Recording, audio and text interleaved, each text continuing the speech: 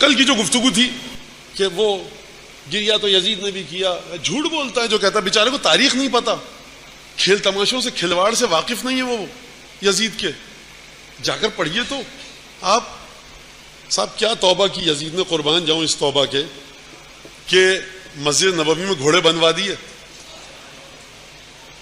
خانہ کعبہ پہ منجنیقوں سے حملہ کروا دیا، اہل بیت کو کتنے آرام دہ قید خانے میں رکھا سرکار، کوئی پیدا ہو جائے گا کوئی دیوانہ کہ بڑا احترام اور اکرام سے لے کے گیا سرکار۔ یہ حکام کی حاکموں کی عادت ہوتی ہے کہ جب وہ ایک چیز کو اپنے خلاف جاتا ہوا دیکھیں، عبید اللہ ابن زیاد کا انتخاب ہی اسی بنیاد پر کیا گیا تھا کہ بڑا ظالم اور درست خو انسان ہے، روح رعایت نہیں کرے گا۔ بچوں کے لیے سمجھاؤں میں اس بات کو اچھی طرح سے، بچوں کے لیے مثال ہے، ایک گیند سے بچے کھیل رہے ہیں، گیند ہے اس سے سڑک پہ کھیل رہے ہیں، بال ہے، نہیں پتا کس کی بال ہے، سڑک پہ پڑی ہوئی میری اٹھا لی، اچھی خوبصورت گیند ہے، بچے سنیں اس مثال کو۔ شام کو گھر جانے کا وقت آیا، کون لایا تھا اپنے گھر سے گیند؟ وہ سب سے پہلے میں نے دیکھی تھی، آپ نے نہیں دیکھی، سب سے پہلے میں نے ہاتھ میں لی تھی، سب سے پہلے میں نے اس پہ کک لگائی تھی، سب سے پہلے میں نے اس پہ شاٹ لگایا تھا، میری ہے۔ وہ کہے گا نہیں میری ہے، یہ ہو گئی بچوں میں بحث۔ اچانک پولیس والا آتا ہے، کہتا ہے گیند کس کی ہے؟ سب بچے ایک کہتا ہے ہماری ہے، کہتا ہے ہماری ہے، کہتا ہے اصل میں مسئلہ یہ ہے کہ یہ جو گیند ہے نا اس کے ذریعے قتل ہوا ہے، جو یہ گیند جس کی وہ تھانے چلے تو ایک بچہ دوسرے کو پھینک کے دے گا، وہ کہے گا میری تھوڑی تھی تمہاری تھی۔ یہ بدل کیوں گیا سلسلہ؟